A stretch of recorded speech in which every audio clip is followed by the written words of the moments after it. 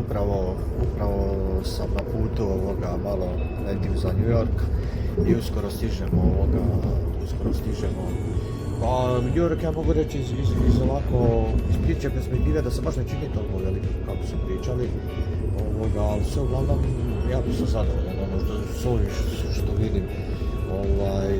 evo nebo isto čisti oblaci, sve dole, evo vidi se kip slobode do duše,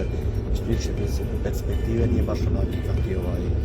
kakvi ga predstavljaju u dnevnicima. Probat ću malo snimiti, ali rekli su da prije izlasku iz aviona ne smije se koristiti video kamera, radio i čak i zabranjeno putovanje, pa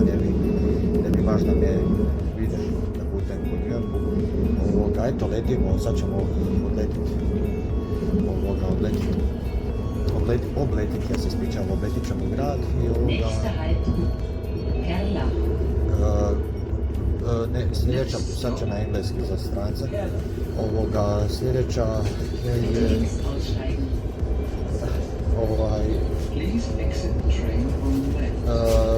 pričaju